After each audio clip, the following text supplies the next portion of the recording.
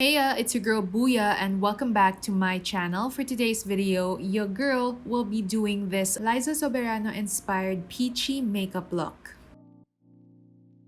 So before we start, I'm just popping in my, earphones kasi gusto ko kasi nakinig ng music. And the playlist that I was listening to when I was filming this tutorial is actually yung Quarantine Pop ng Boo Familia. So yes, yung Boo Fam guys, merong playlist. So if you wanna add your songs, you absolutely can. Just click the link down in the description box below. For my base, I'm using Revlon's Color Stay Life Proof Foundation Stick. This is in the shade Warm Golden 310. And ito talaga yung pinaka-perfect na foundation shade for me. As you can see, sobrang match na match talaga sa skin ko.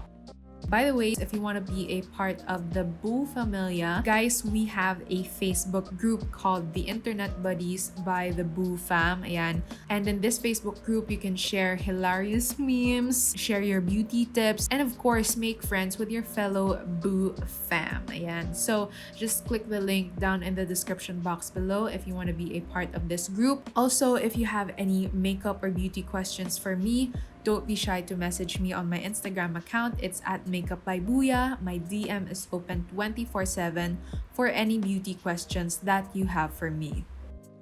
Alright, so now to contour my face, I'm using Careline's contour stick. So the reason why I'm using a contour stick pa beneath a contour powder is because para mas natural yung effect ng contour. For me kasi pag powder lang yung contour, tapos dry skin ka pa kagaya ko, medyo siya, parang pinatong lang na contour yung itsura niya. Kaya ayaw ko nung parang ganun na effect. Kaya I really do advise if you want to achieve like a natural looking contour, gumamit kayo ng contour stick or any contour cream kagaya neto. Now, I'm using Scout Beauty Sleek Stick. This is in the shade Charito. Until now, hindi ko alam kung paano i-pronounce yung shade name na to. So, I'm just applying it on my brush. Ayaw ko kasing dine-direct yung application ng lipstick sa cheeks ko eh. So, that's why I apply it first on my brush. And that's when I apply it on my cheeks. So, I'm just applying it on the apples of my cheeks and sa bridge ng nose ko para may sunburnt effect. And also on my eye area para lang may base color na siya.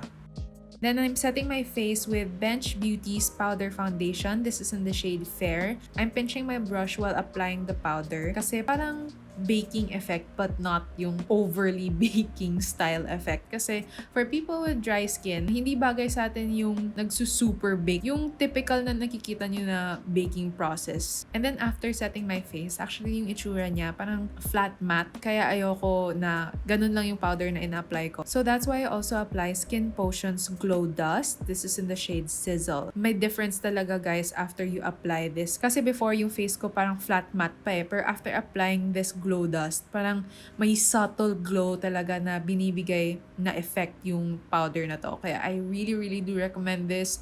You guys have to try it out.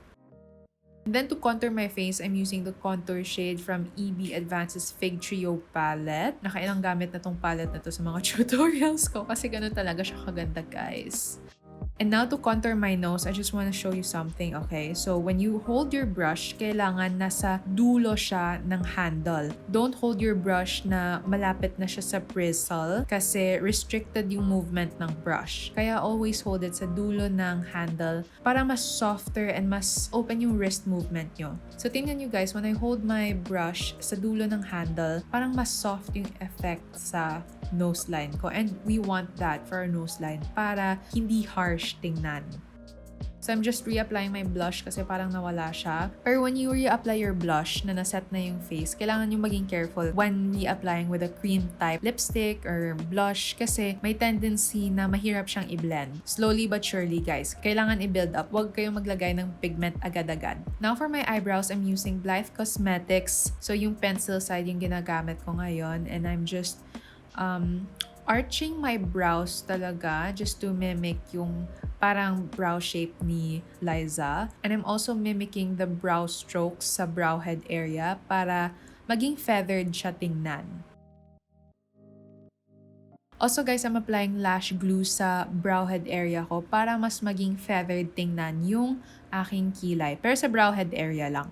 Nakalimutan ko actually mag-highlighter kanina, so I'm applying it now. And actually, the reason why I like applying my highlighter before the eyeshadow is because para yung highlighter, hindi na siya bothersome or hindi na matatamaan yung eyeshadow mamaya. Kaya I like applying my highlighter before the eyeshadow.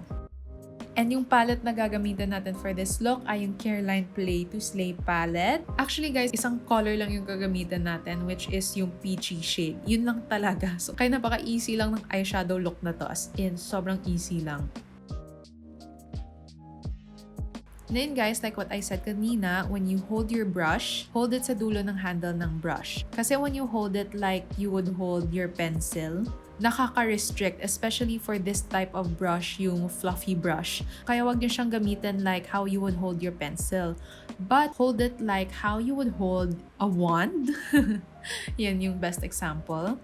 And now I'm using a flat packing brush and I'm just applying the same eyeshadow on my lids. Now, palit naman ako ng brush with a thinner flat brush and I'm just smoking out my lower lid. Now for my eyeliner, I'm using EB Advances Eye Define. This is in the shade, I don't know the exact shade, pero brown yung shade, guys. And the reason for that is parang walang ginamit na eyeliner actually kay Liza, or if meron man, napaka-subtle and hindi liquid liner yung ginamit kay Liza. And hindi din black eyeliner pencil, pero yung ginamit sa kanya ay napaka-subtle na brown eyeliner pencil. So that's why I'm using this. I'm also tight lining my eyes and applying on the inner corner of my eyes sa my tear duct area para my eyes will look a little bit wider and cattier. I'm also lining the lower lash line para mas mag-pop yung eyes ko.